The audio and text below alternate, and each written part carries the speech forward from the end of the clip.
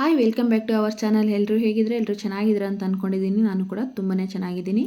ಇವತ್ತು ಶನಿವಾರ ಬೆಳಗ್ಗೆ ಮನೆಯೆಲ್ಲ ಗುಡಿಸಿ ಒರೆಸಿ ಕ್ಲೀನ್ ಮಾಡಿಕೊಂಡು ಸ್ನಾನ ಮಾಡ್ಕೊಂಡು ಪೂಜೆ ಮಾಡಿದೆ. ಇವಾಗ ಸಂಜೆ 6 ಗಂಟೆ.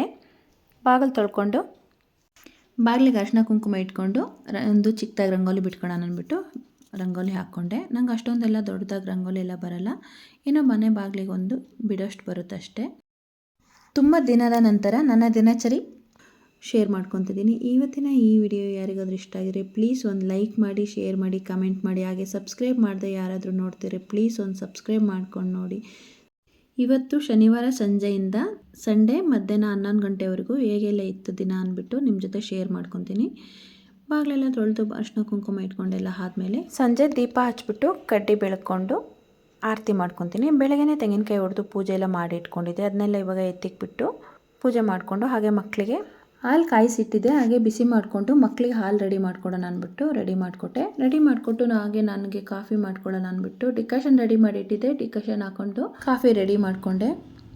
ಟೀ ಆದರೆ ಟೀ ಮಾಡ್ಕೊತೀನಿ, ಇಲ್ಲಾಂದರೆ ಕಾಫಿ ಕುಡಿಯೋದಾದರೆ ಫಿಲ್ಟ್ರಿಗೆ ಹಾಕಿಟ್ಟಿರ್ತೀನಿ. ಫಿಲ್ಟ್ರ್ ಕಾಫಿ ಮಾಡ್ಕೊಂಡು ಕುಡಿತೀನಿ, ಚೆನ್ನಾಗಿರುತ್ತೆ. ನಾನು ಊರಿಂದನೇ ಕಾಫಿ ಪೌಡರ್ ಎಲ್ಲ ತಂದಿರ್ತೀನಿ. ಹಾಗೆ ನೈಟು ಕಾಬೂಲ್ ಕಡಲೆಕಾಳು ಸಾಂಬಾರು ಬಿಸಿ ಬಿಸಿ ರೈಸ್ ಮಾಡೋಣ ಅಂದ್ಬಿಟ್ಟು ಅಂದ್ಕೊಂಡಿದ್ದೀನಿ.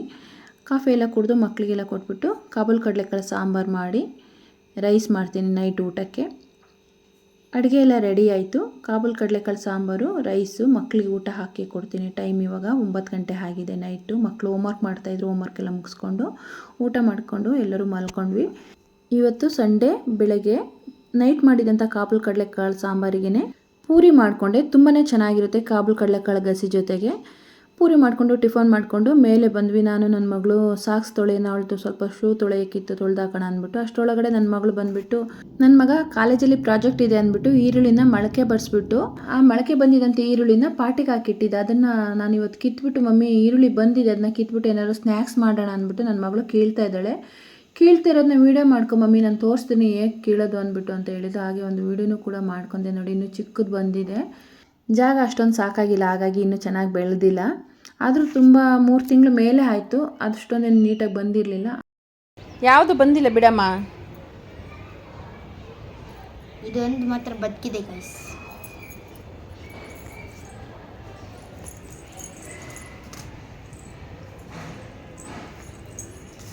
ತೋರಿಸ್ತೀನಿ ಹೆಂಗೆ ಬೀದೆ. ಸಿಕ್ಕಿದ್ದು ಒಂದನ್ನೇ ಕಿತ್ಬಿಟ್ಟು ನೀಟಾಗಿ ತೊಳ್ಕೊಂಡು ಬರ್ತೀನಿ ಅಂದ್ಬಿಟ್ಟು ತೊಳಿತಾ ಇದ್ದಾಳೆ. ನೋಡಬೇಕು ಏನು ಮಾಡ್ತಾಳೆ ಅಂದ್ಬಿಟ್ಟು. ನಾನೇ ರೆಡಿ ಮಾಡ್ತೀನಿ ಅಂತ ಹೇಳಿದ್ದಾಳೆ.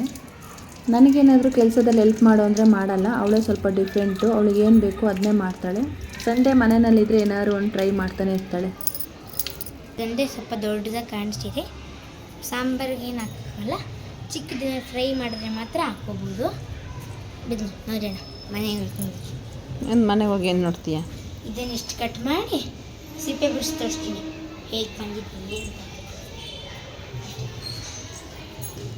ಒಳಗಡೆ ಬಂದುಬಿಟ್ಟು ಅದನ್ನೇ ಕಟ್ ಮಾಡಿ ಏನಾದರೂ ಸ್ನ್ಯಾಕ್ಸ್ ಮಾಡ್ತೀನಿ ಅಂತ ಹೇಳಿ ಕಟ್ ಮಾಡ್ತಾ ಇದ್ದಾಳೆ. ಕಟ್ ಮಾಡಬೇಡ ನಾನೇ ಕಟ್ ಮಾಡಿಕೊಡ್ತೀನಿ ಅಂದ್ರೂ ಕೇಳಲ್ಲ. ಚಾಕು ಎಲ್ಲ ಬೇಡ, ಕೈ ಕಟ್ ಮಾಡ್ಕೊತೀಯ ಅಂತ ಕೇಳಲ್ಲ. ನಾನೇ ಮಾಡ್ತೀನಿ ಮಮ್ಮಿ ಅಂತ ಅಷ್ಟು ಚಿಕ್ಕದನ್ನೇ ಅಷ್ಟು ಕಷ್ಟಪಟ್ಟು ಮಾಡ್ತಾ ಇದ್ದಾಳೆ.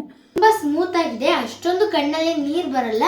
ಇವಾಗ ಬೆಳೆದಿರೋದಲ್ವ, ಆರಾಮಾಗಿ ಈಸಿಯಾಗಿ ಕಟ್ ಮಾಡ್ಬೋದು. ಒಂದು ಸ್ಲೈಸಲ್ಲೇ ಚೆನ್ನಾಗಿ ಪೀಸ್ ಹಾಕಿದೆ ನೋಡಿ.